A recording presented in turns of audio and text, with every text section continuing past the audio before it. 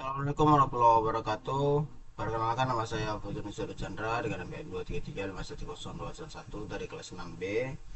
Nah, pada video kali ini saya akan mempresentasikan hasil ujian akhir semester mata kuliah praktikum pemrograman mobile. Nah, aplikasi yang saya buat bernama Kampus Market, yaitu aplikasi marketplace mobile yang digunakan untuk menampilkan dan melakukan simulasi pembelian sebagai produk kebutuhan mahasiswa. Nah, aplikasi ini dikembangkan menggunakan React Native, Express SDK 54 dan JavaScript. Data produk diambil dari API produk dummy JSON, sedangkan navigasi aplikasi menggunakan React Navigation. Nah, selain fitur wajib seperti login, katalog produk, data produk, pencarian, filter, dan navigasi, saya juga menambahkan beberapa fitur mendukung seperti wishlist, keranjang, checkout simulasi, dark mode, penyimpanan data lokal, loading skeleton, animasi, notifikasi, dan penanganan kesalahan jaringan.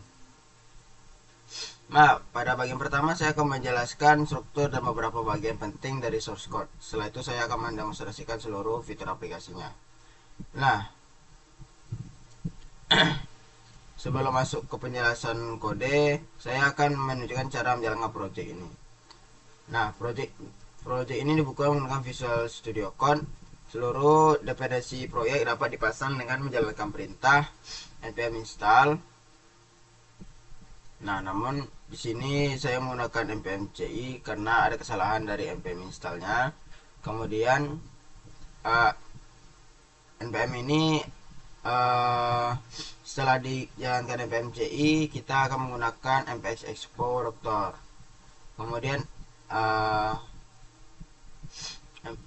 Kemudian setelah input npx exporter, masukkan npx exporter. Nah, setelah QR code muncul, saya membuka aplikasi Expogo HP. Nah, kemudian melakukan scan QR code tersebut. Laptop dan HP menggunakan koneksi jaringan yang sama agar proses koneksi berjalan dengan baik. Nah, apabila koneksi melalui jaringan lokal bermasalah, aplikasi juga dapat dijalankan menggunakan match tunnel dengan perintah npx export start main tunnel. Nah, seperti yang saya gunakan. Oke, baik. Nah, sekarang kita akan menjelaskan struktur proyek kampus market. Nah, pada folder utama terdapat file app.json, index.json, app.js, package.json, serta folder assets dan src. Nah, folder assets digunakan untuk menyimpan ikon aplikasi, splash screen, ada visual icon, dan aset visual lainnya. Sementara itu,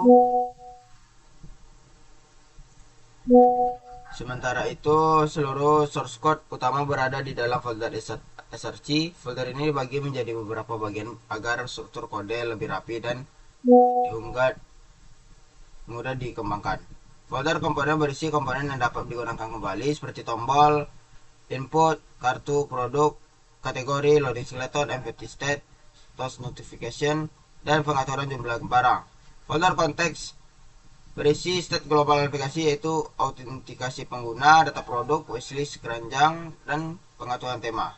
Folder hooks berisi custom hook untuk fitur debounce pada pencarian. Folder navigasi berisi konfigurasi, stack navigation, dan bottom tab navigation. Folder screen berisi seluruh halaman aplikasi, yaitu halaman autentikasi, home, detail produk, wishlist, keranjang, dan profile. Folder service digunakan untuk mengatur komunikasi dengan API dan JSON. Folder dem berisi konfigurasi warna untuk move terang dan mode gelap. Terakhir, folder utils berisi fungsi bantuan seperti validasi form, format kategori, dan konversi tampilan agar ke dalam format rupiah. Pembagian seperti ini menerapkan konsep komponen arsitektur sehingga kode tidak menumpuk dalam satu file dan lebih mudah dirawat. Oke, selanjutnya kita akan menjelaskan saya akan menjelaskan file app.js. Nah, file app.js ini merupakan komponen utama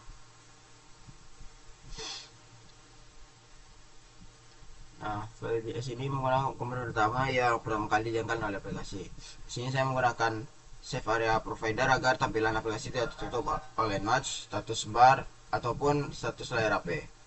Nah, Kemudian terdapat lane provider yang mengatur mode terang dan mode gelap. Out provider digunakan untuk mengatur status login data pengguna. Stop for provider digunakan untuk mengelola data produk, wishlist, keranjang loading, error, chase, dan toast notification. Setelah seluruh provider tersedia, aplikasi menampilkan app navigator sebagai sistem navigasi utama. Kemudian terus diletakkan di tingkat utama agar notifikasi dapat muncul di halaman mana saja. Struktur provider ini membuat data global dapat digunakan dengan banyak screen tanpa harus mengirim data melalui props secara berulang-ulang. Nah, kita masuk ke di bagian navigation. Nah, ini adalah file app navigation.js. File ini mengatur alur perpindahan halaman dalam aplikasi. Saya menggunakan dua jenis navigasi, yaitu native stack navigator dan bottom tab navigator.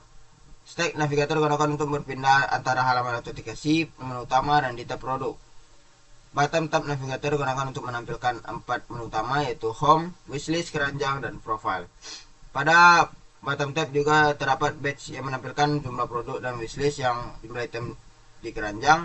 Badge akan otomatis berubah ketika pengguna menambahkan atau menghapus produk. Nah, pada bagian app navigator terdapat pemeriksaan terhadap data user. Jika data pengguna belum tersedia, aplikasi hanya menampilkan halaman autentikasi. Apabila pengguna sudah berhasil login, aplikasi menampilkan halaman utama dan halaman detail produk. Mekanisme ini merupakan implementasi di Product Tag Navigator, yang artinya pengguna tidak dapat mengakses menu utama seperti berhasil login ketika aplikasi baru dibuka. Variabel instancing digunakan untuk menampilkan splash screen sambil memeriksa apakah sesi pengguna sebelumnya masih tersimpan di perangkat. Nah, sekarang kita akan membuka bagian konteksnya, yaitu out context.js. Nah, pengelolaan autentikasi terdapat di dalam file out context.js. Nah, dalam file ini terdapat stats user, local account installing, dan outloading. Data sesi pengguna dan akun lokal disimpan menggunakan async storage. Dengan demikian, pengguna tetap berada dalam kondisi login meskipun aplikasi ditutup dan dibuka kembali. Aplikasi menyediakan 3 mekanisme autentikasi untuk kebutuhan demonstrasi. Pertama, login menggunakan akun demo mahasiswa, yaitu email dan juga password. Kemudian pengguna dapat membuat akun baru melalui halaman registrasi. Data akun yang dibuat disimpan secara lokal menggunakan async storage. Ketiga, aplikasi menyediakan login demonstrasi yang mengirimkan request endpoint, autentikasi, dan JSON. Fungsi logout akan menghapus data sesi dari perangkat, kemudian navigator secara otomatis mengembalikan pengguna ke halaman login. Karena aplikasi merupakan proyek pembelajaran autentikasi lokal, hanya digunakan sebagai simulasi. Pada aplikasi produksi, password seharusnya diproses melalui backend dan enkripsi dan tidak disimpan secara langsung di perangkat.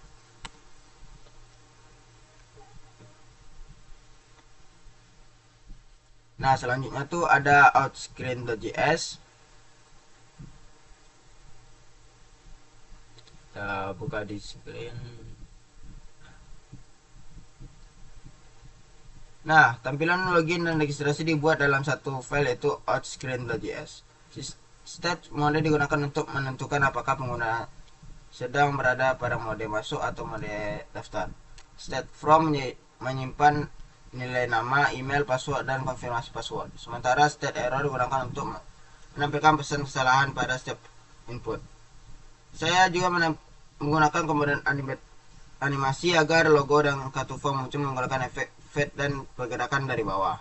Tampilan latar belakang menggunakan linear gradient agar halaman autentikasi terlihat lebih modern. Pada halaman login juga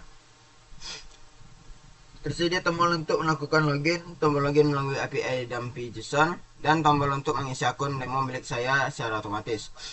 Nah, selanjutnya kita buka di bagian utils.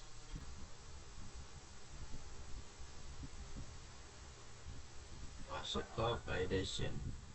Nah, validasi form dipisahkan ke dalam file validation.js agar logika validasi tidak bercampur dengan tampilan.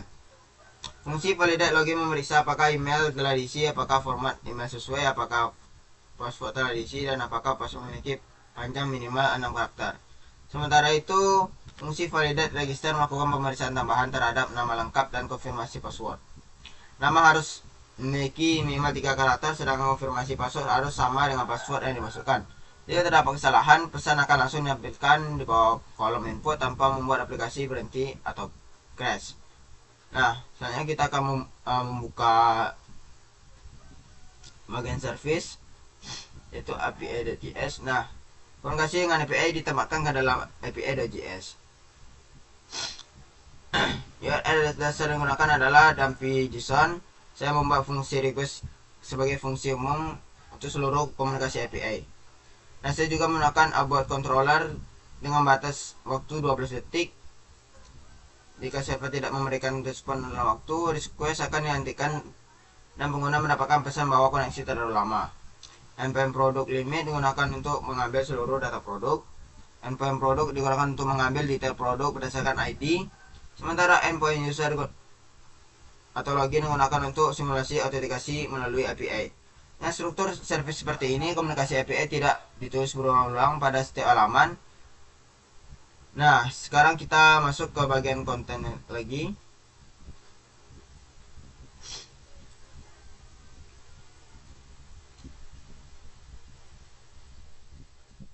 Konten.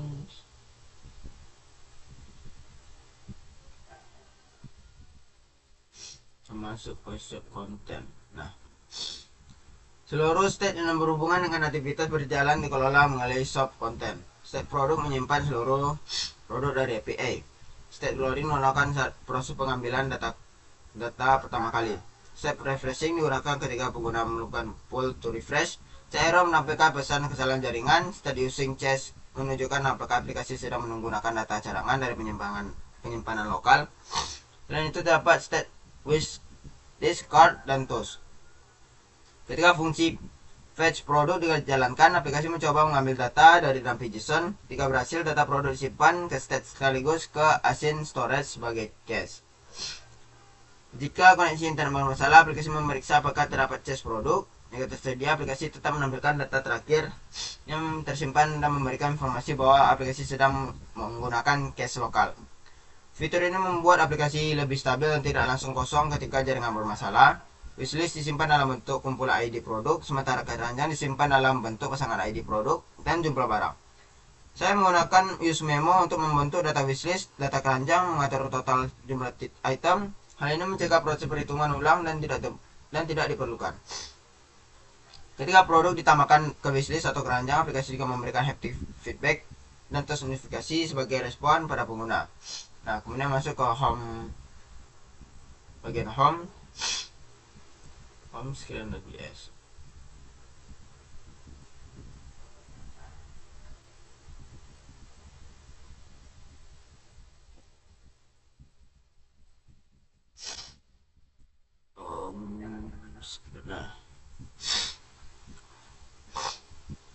Nah, home screen.js ini merupakan halaman utama untuk menampilkan katalog produk. Pada halaman ini terdapat step pencarian, kategori terpilih, jenis pengurutan, dan status modal pengurutan.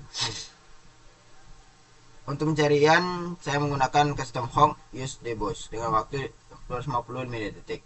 Aplikasi menunggu selama 250 detik setelah pengguna berhenti mengetik, kemudian baru memperoleh hasil pencarian. Data produk difilter menggunakan use memo. Setelah pencarian, pengguna dapat memilih kategori produk dan melakukan pengurutan berdasarkan rating. Harga terendah, harga tertinggi, dan jumlah stok. Produk ditampilkan menggunakan flash list dengan properti 6 kolom bernilai 2, sedangkan demikian produk tampil dalam bentuk grid 2 kolom. Jika hasil pencarian tidak bukan, aplikasi menampilkan empty state dan tombol untuk reset filter. Nah, sekarang masuk ke bagian komponen.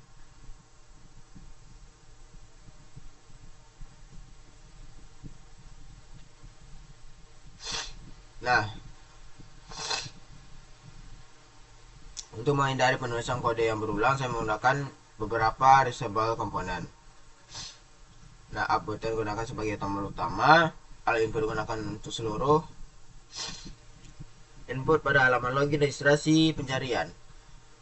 Nah, produk digunakan untuk menampilkan produk dan pada halaman home dan wishlist, dan produk kartu produk juga memiliki animasi spring ketika ditekan. Selain itu terdapat kategori chip, creator card, dan yang lainnya.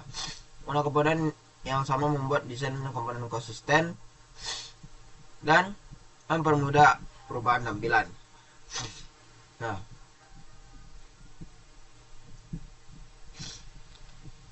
kita masuk ke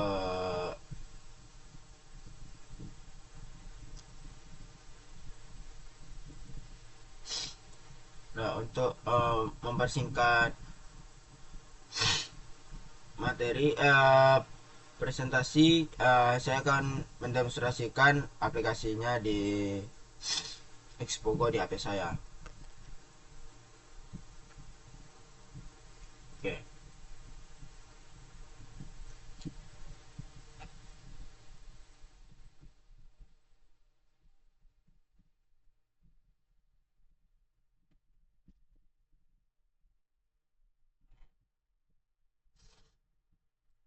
Pertama saya akan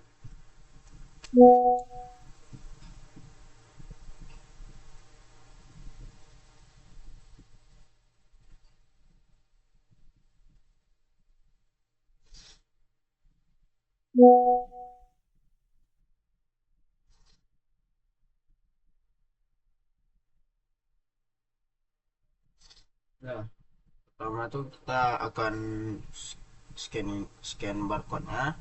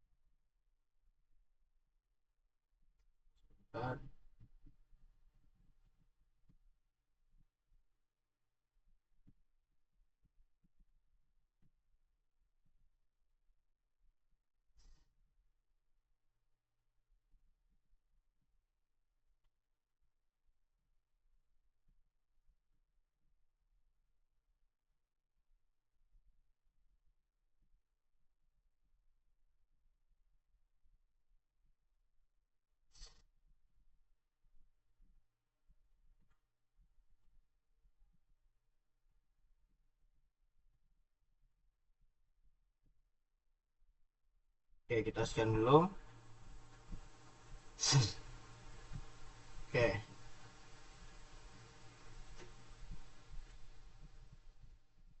di sini sudah loading. Anda bootlegnya sudah berjalan.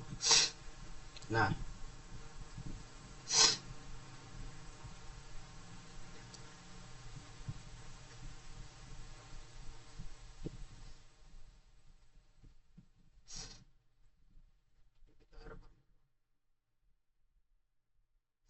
nah, ini adalah tampilan kampus market. Ini tampilan utamanya. Di sini terdapat bagian masuk ke dalam email, dan juga kalau misalnya kita belum ada email, kita bisa daftar terlebih dahulu.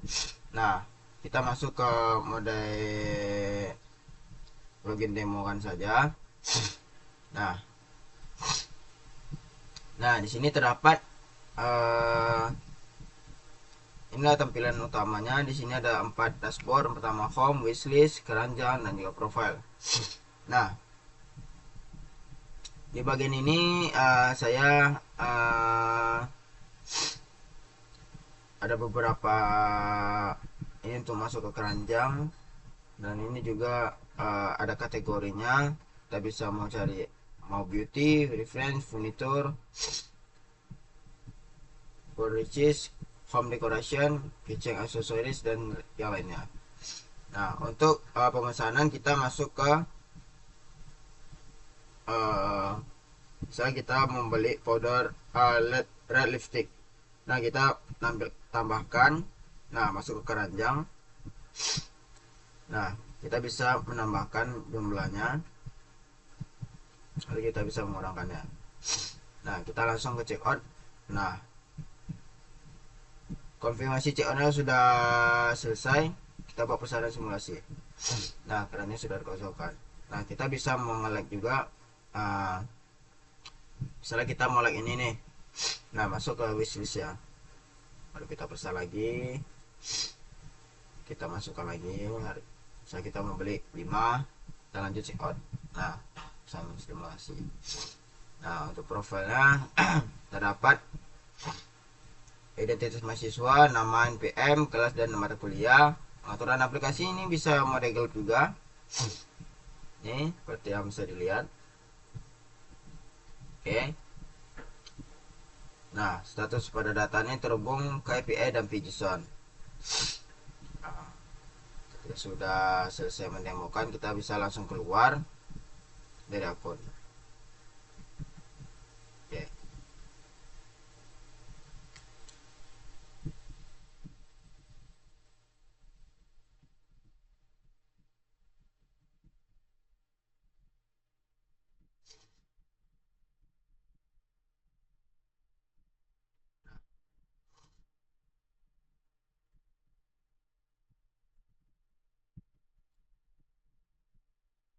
Segitu saja, demikianlah presentasi dari saya. Mohon maaf apabila ada kesalahan kata atau kesalahan pada penjelasan dari baik yang disengaja maupun tidak disengaja.